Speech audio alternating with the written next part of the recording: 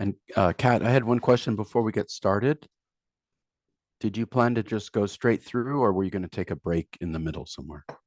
Yeah, if we can just go straight through the session, and then for any questions, we can get to those at the end.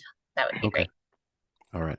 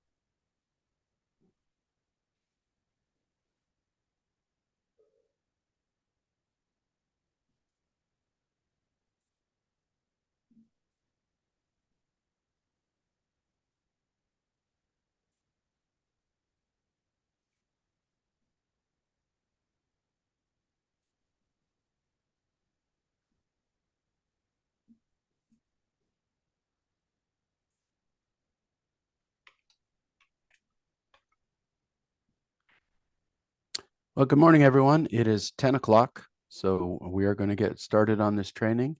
And I'm just going to turn this over to our guest trainer from the Franchise Tax Board, Kat. Good morning, everyone. My name is Kat Haycock. I have been with the Franchise Tax Board for about 7 years, and I started on the VITA team last December. So I've been here about a year. And today we are going to go over the California tax law training.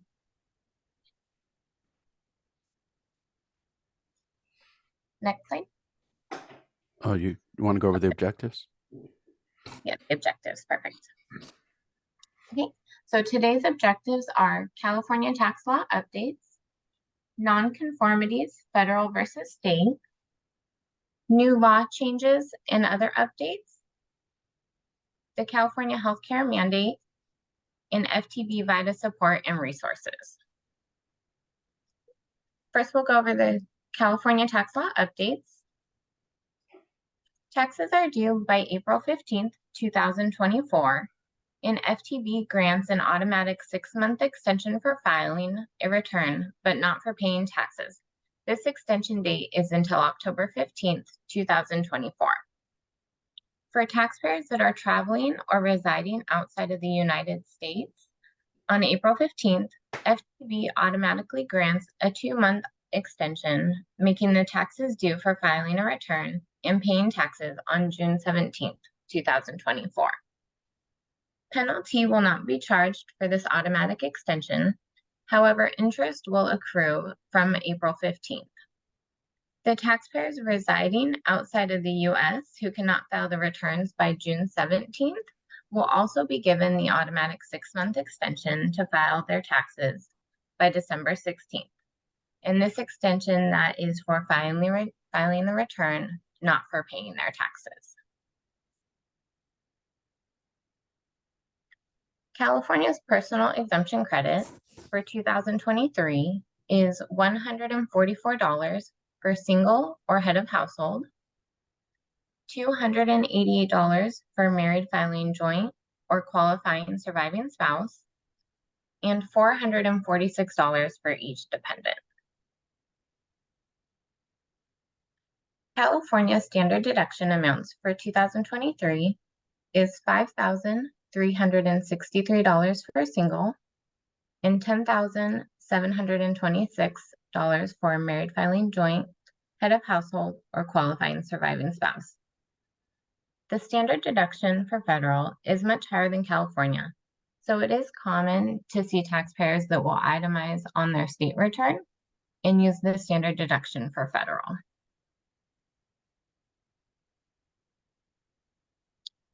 We have updated the California Earned Income Tax Credit.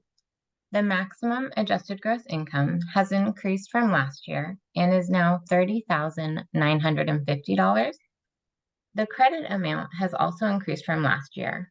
So for no qualifying children, the credit amount is up to $285. And for 3 or more qualifying children, the credit is up to $3,529.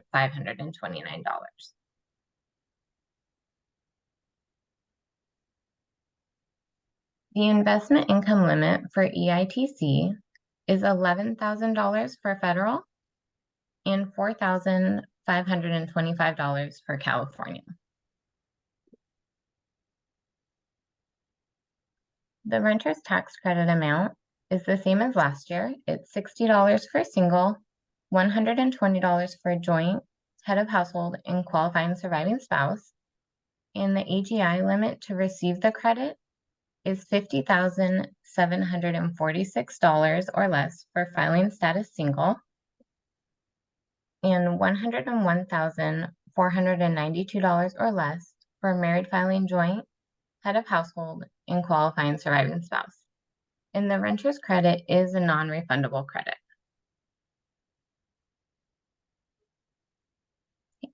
Nonconformities for state versus federal. Just a reminder, full-year residents of California are taxed on their worldwide income. Non-residents are taxed on California-sourced income only. And part-year residents are taxed on all income while a California resident, and only on income from California sources while a non-resident. Income that's not taxed by California is unemployment compensation and paid family leave, Social Security and railroad retirement benefits, the state income tax refund, interest income from U.S. Treasury bills, bonds, or territories, and California lottery winnings. There are no manual changes needed for the first 3 listed bullets. TaxSlayer will automatically make these types of income non-taxable for California in the system, and the last 2 bullets do need a manual adjustment in TaxSlayer.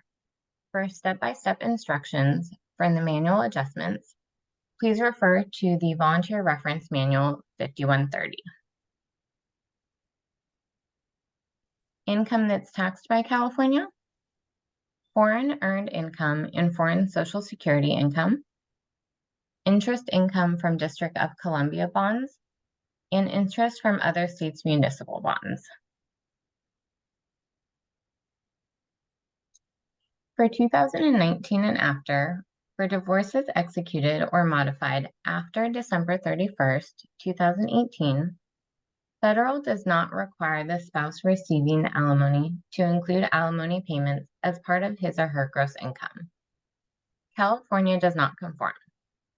Alimony received must be included as income on the California return, and alimony paid can be deducted from income on the California return. To enter the amount received or paid under the federal section, enter the name and phone number of the person receiving alimony in the state section.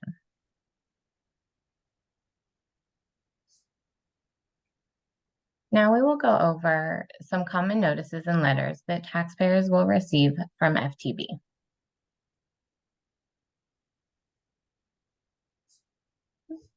First, we have the additional documentation required, refund pending, FTB 4502. If the taxpayer received this notice, it means that we need additional information in order to approve their California EITC, Young Child Tax Credit, and or Foster Youth Child Tax Credit that is claimed on their return. If the taxpayer receives this notice, they should send us the requested documents by fax or mail to the address listed on the notice. Notice of Tax Return Change, FTB 5818. Taxpayer received this notice because we changed or corrected their tax return during processing. The notice provides an explanation of the changes on their return. If they agree with the change on the notice, they don't need to contact us, but they should update their records and pay any balance due if listed on the notice. If they don't agree with the change, they should gather and review their tax documents and check for errors and send them to us by fax or mail to the address listed on the notice.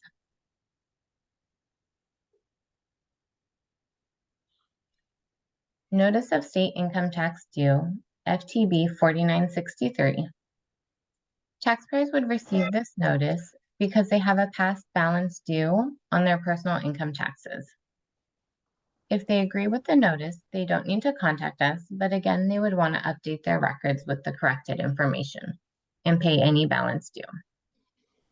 If they do not agree, they should gather and review their tax documents and send them to us by mail or fax on the address listed on the notice.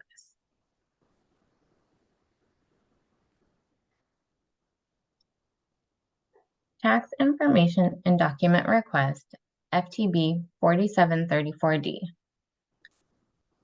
Taxpayers would receive this notice because their return was selected for review as a security measure to protect tax-related identity theft.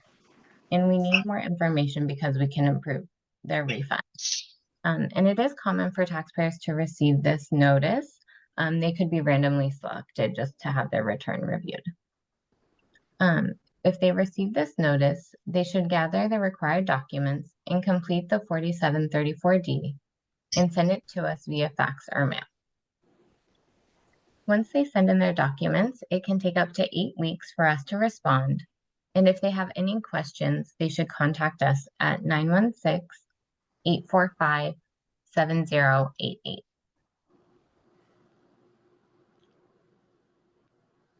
Oh, this is the worst session. Okay. New law changes and other updates.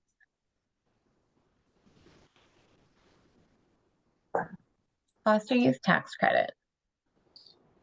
The maximum amount of credit for tax year 2023 is $1,117 per individual.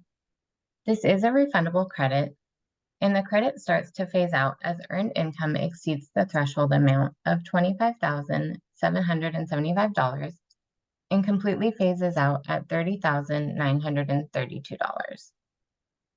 To be eligible, the taxpayer would need to have been in foster care placement while 13 years of age or older. They would need to be between the ages of 18 and 25 by the end of the tax year. And they would also need to be eligible to claim Cal EITC in the taxable year of the credit.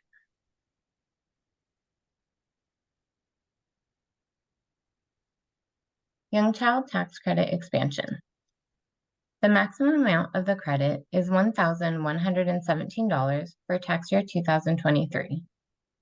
The credit starts to phase out as earned income exceeds the threshold amount of $25,775 and completely phases out at $30,932.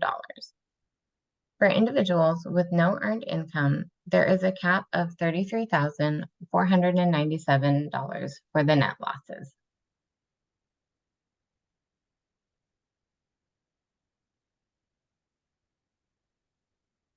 Debt interception. Beginning January 1st, 2024, California law prohibits offsetting delinquent accounts against the personal income tax refund of an individual who receives the California Earned Income Tax Credit, Young Child Tax Credit, or Foster Youth Tax Credit. Delinquent accounts include all non-tax debt accounts except for child support. Okay.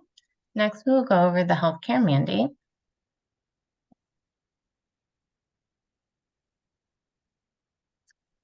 As you know, since January 1st of 2020, minimum essential healthcare coverage is required for all California residents and their dependents, and their requirement is continued for tax year 2023.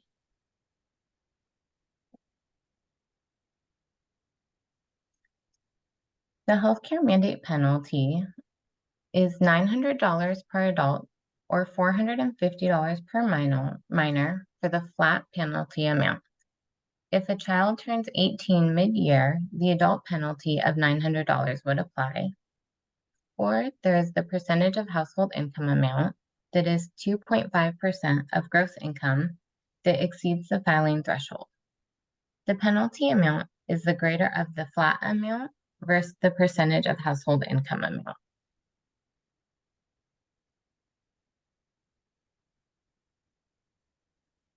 Here is the FTB 3853 form, Healthcare Coverage Exemptions and Individual Shared Responsibility Penalty. This form is required to be completed on California returns if the taxpayer or any member of the household did not have healthcare coverage for an exemption for any or all part of the year. The form needs to be completed in tax layer under the state section. For step-by-step instructions on how to complete this form in tax layer, we have a video. It's video number 11 on our website at ftb.ca.gov. And we will go over this link to the videos and we'll send that to you as well. You can always refer to the 3853 instructions for any additional information.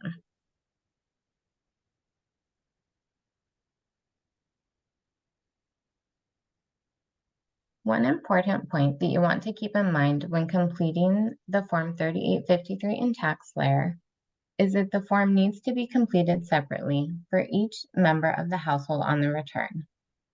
There is a drop-down menu that allows you to select the name of each person and complete the information on the form.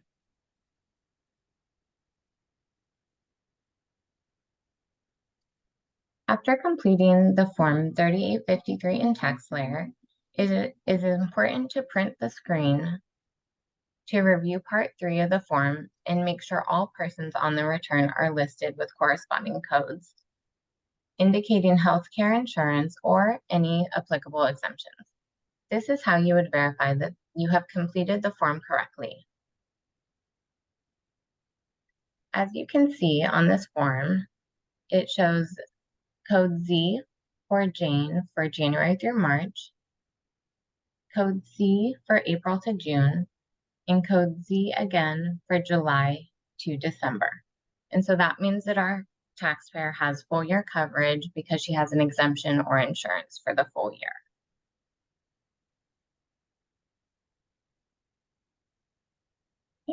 And in the 3853 instructions, it does show all the codes listed here.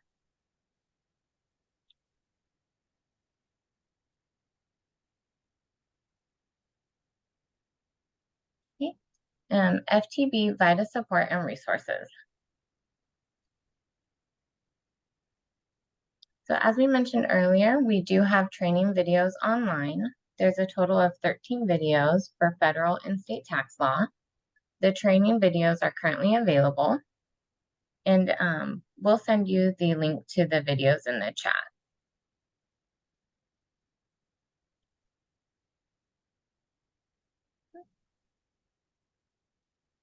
We have some great information and resources available on our website to assist with the VITA volunteers and the site coordinators.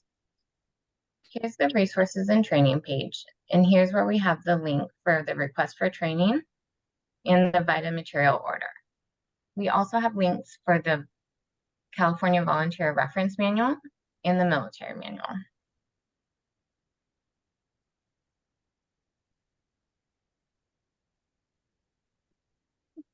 On our website, we also have a knowledge check for the California tax law.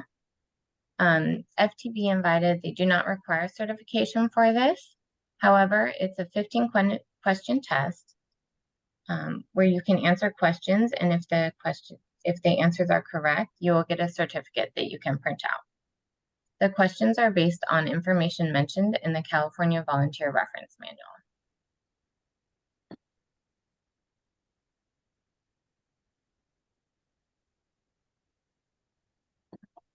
And here we have the information for the VITA hotline and email support.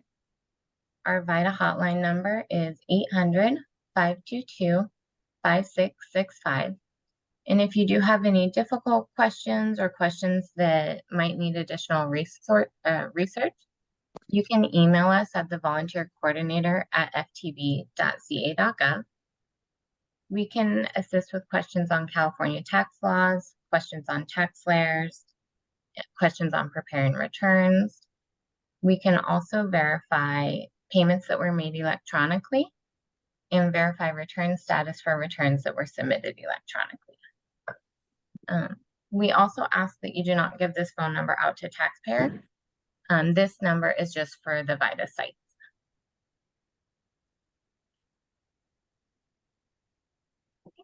And if your taxpayers do need support from FTV, they can use their My FTV account. They can contact us by phone at 800-852-5711. They can use our chat feature for general or account-specific questions. And they can also get help at our VITA field offices, or our FTB field offices on an appointment basis. Okay. And then we also have a training evaluation that you can complete.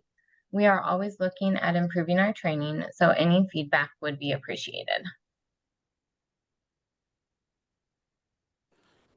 So Kat, there's been a number of questions in the chat. Did you want to go through those?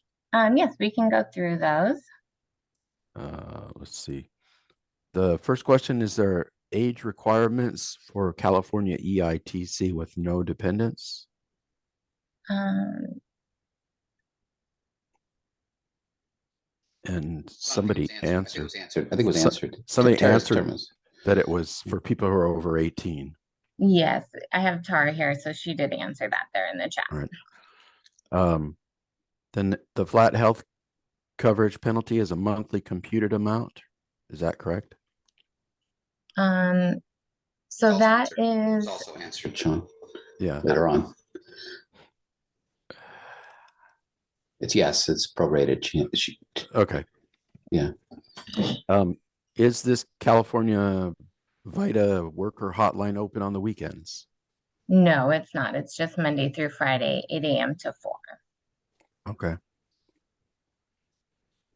A lot of our VITA sites are only open on weekends. Mm-hmm. There were some questions that I sent in earlier. They're a little bit more complicated.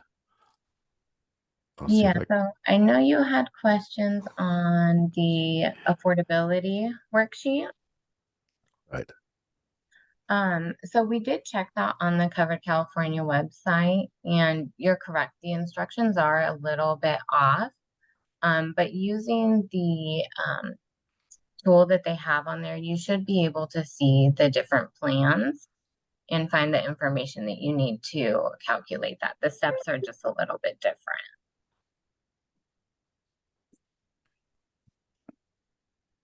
And then the link, he said there was a problem with the link to the training videos. Do you know if that's been corrected on ftb.ca.gov? I can send the link here in the chat right now. This will take you right to the YouTube videos. All right. There's yeah, on our website, if you need to look for the videos on FTB, you can just search for VITA and go to that resources and information page, and it will take you to the YouTube links. Okay, we have another question that is there a limit on itemized deductions for California? Tara, do you know that one off the top of your head, or should I go look? Nancy, it depends on what you are asking about, like when you're talking about a limit on what itemized deductions. So I know that federal got rid of the miscellaneous itemized deductions, but California still has those. But as in the limit of how much you could take, I don't know that off the top of my head, but I think it's as much as you have.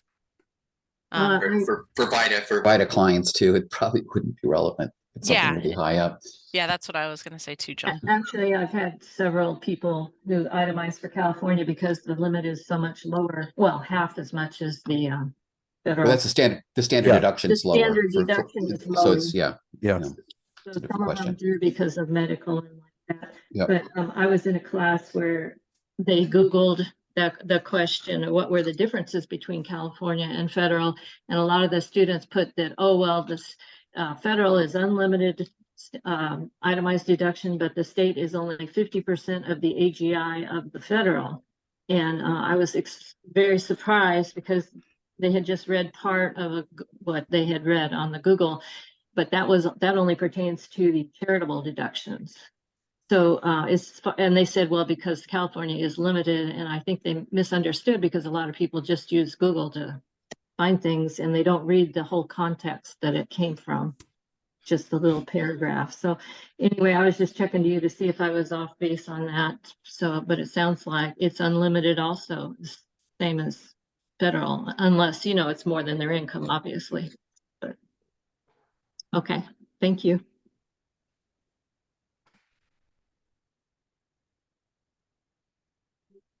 Nancy, you are correct, though. California does have a limitation on charitable contributions as well.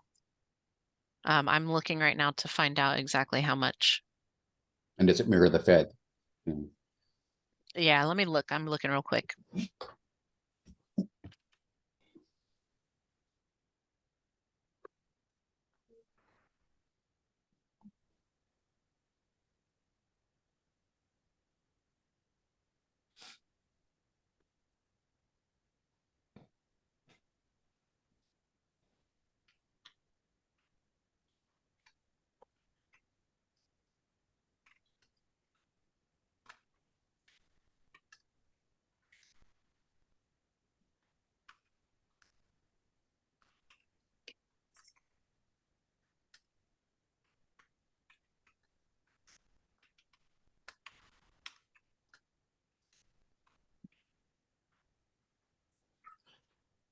But on charitable contributions.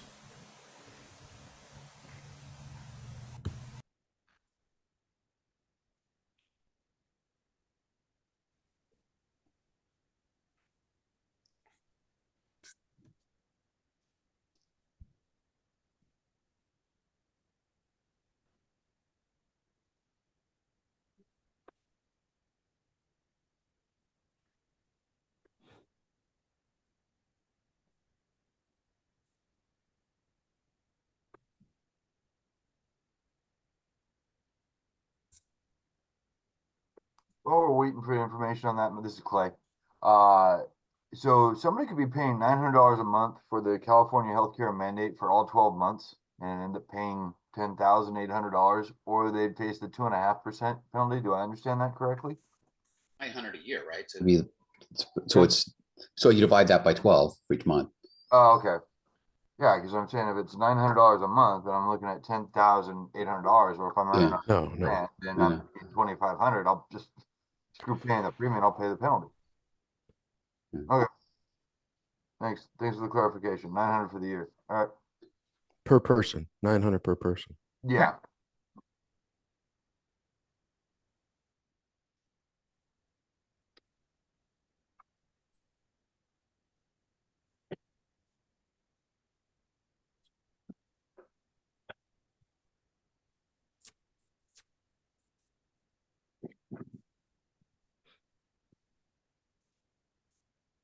What was our VITA 800 number? I didn't write it down quick enough. It is 800 Yep. 522 5665.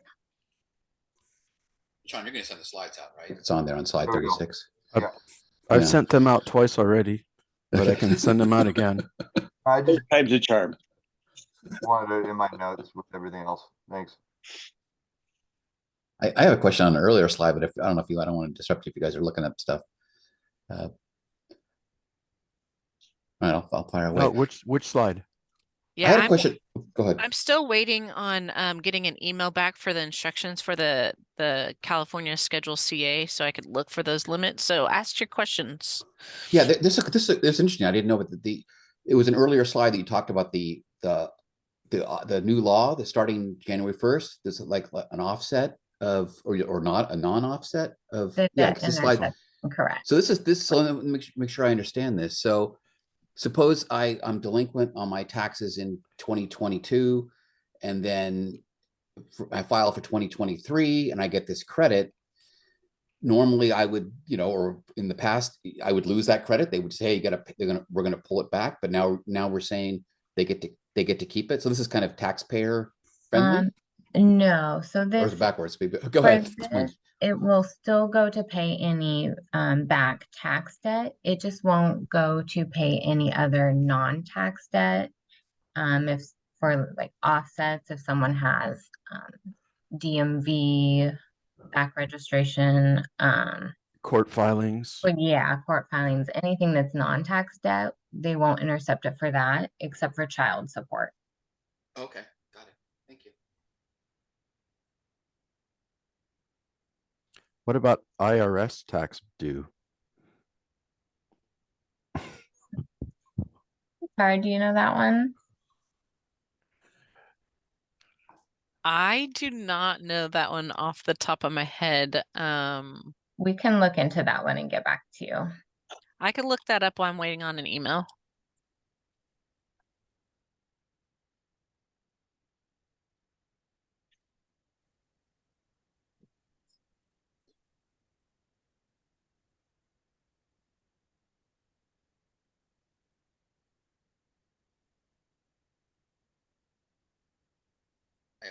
I'll keep asking questions. So this was right to my children.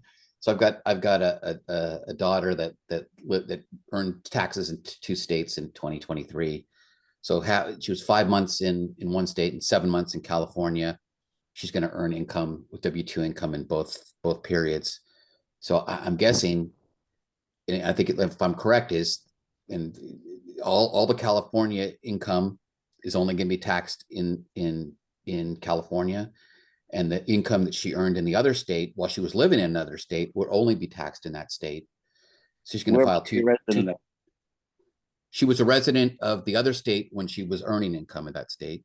She was a resident. I'll just say the state, Alabama. She was in Alabama for 5 months, earned income in Alabama, lived in Alabama, then was in California for 7 months, earned income in California for part of that 7 months. She's partial. There's no, I don't have to worry about tax credits or anything like that, right? It seems like everything is totally separate. California gets taxed California because she lived and worked in the same place. Correct. That's So what makes she's it treated as a non-resident. She wouldn't Okay. be taxed on that income while she wasn't here. Perfect.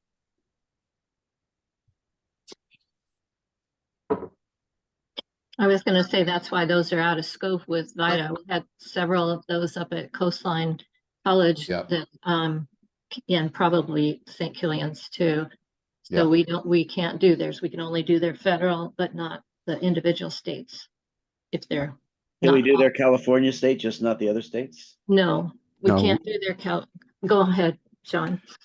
If they were a full-time resident of California, we could do the California, but not if they're a partial year resident or a non-resident. If they're partial residents and they didn't earn income, they were just at school or something, can we still It do? doesn't matter. We only do full-time, full year resident. Okay. Out of scope. Just letting everybody know that if you look in the chat, I've posted all the different links that the FTB people did earlier, and also put a copy of the PowerPoint for the people who didn't get it the 2 times I emailed it.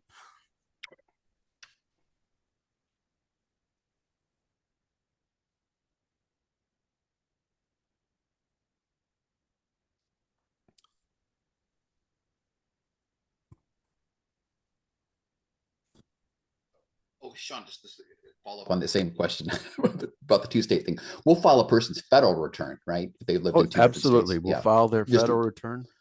Yeah. And yeah, sometimes we'll print a state return for them, but we're not going to file a state return because we're not trained to do that.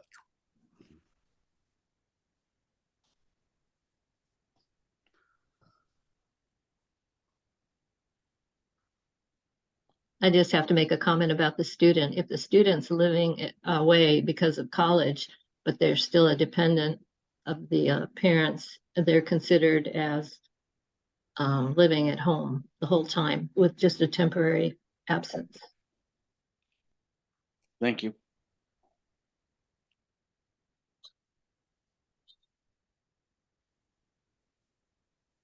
No, the federals feel it that way. The states would too.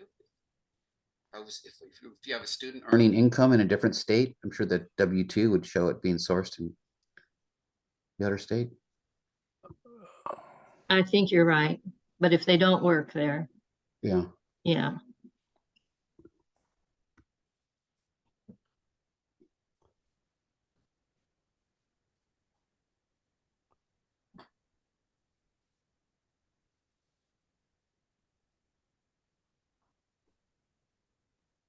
I had another interesting about children earning income. There was one at St. Killian's, and the child was very young, and she maybe 5 or 6, I don't know, but had some earned income of maybe $145. And one of the volunteers thought that that should go into the parents' income. No. And that's a big no-no, because they obviously have different social security numbers. And there was some confusion because the 16-year-old or the 18-year-old had income because she was a student and filed her tax. So a child is a child. And if they have income, they file their own if they're required to. Well, But wouldn't that be below the filing requirement for the 5-year-old anyway? Because it's less than. exactly, That's good. it was. But then, you know, sometimes the volunteers think that everything has to be accounted for. So we have to put that money somewhere instead of thinking them as individuals, taxpayers with their own income. So if it was over the limit, that child would have to file their own tax return. Sean would file it, right? If a 5-year-old wanted to Right. file. Right. If they Well, wanted to, but they have no Side to side. filing. There's no filing. We would Right. definitely file it because it gets us closer to our quota of filing. So that's what I was thinking too. And I always talk to our volunteers too, even when they don't have an obligation, but the identity theft too.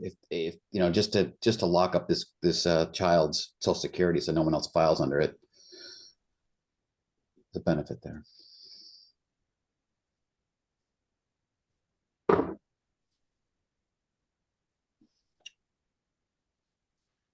Okay, I haven't been able to find anything out about the debt interception to pay federal taxes. That might be something we might have to email you about. Because I'm looking at the assembly bill, but it is pretty extensive. So it might take me a long time to look through it. And I still haven't received the email for the Schedule CA for the limitations on itemized deductions. So would it be okay if we did a little bit more research and email you regarding those questions? Yeah, I was actually just filling time with that question. I think you're going to get into, you know, constitutional supremacy issues if you try to stop the IRS. So good luck with that. Yeah, exactly. I feel like they'll take it no matter what. But I don't want to say that for sure because I don't know for sure. But yeah, I feel like it will still pay off any tax debt. I'm quite sure the California legislature has no authority over the IRS. Right. That's a safe bet I'll take.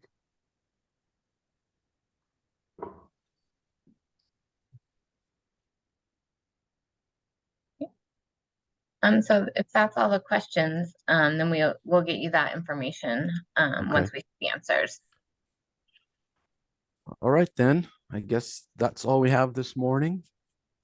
Thank you so much for your time. And there is a link for training evaluation. We'd encourage everybody to go to the chat, click on that link, open it up in another window and fill that out after the training session's over. Because I know instructors always like feedback so they know how they can do better in the future. And this is probably one of your first sessions this year, right? Yes. Mm-hmm. So is there anything else that we need or? No, just thank you. Thank you for me. Oh, here we go. Thank you. Thank you all. Thank I hope you you'll very have a much. good rest of your weekend. Sean or John, Merci. can you give me a second as people drop off? This is Clyde. Sure.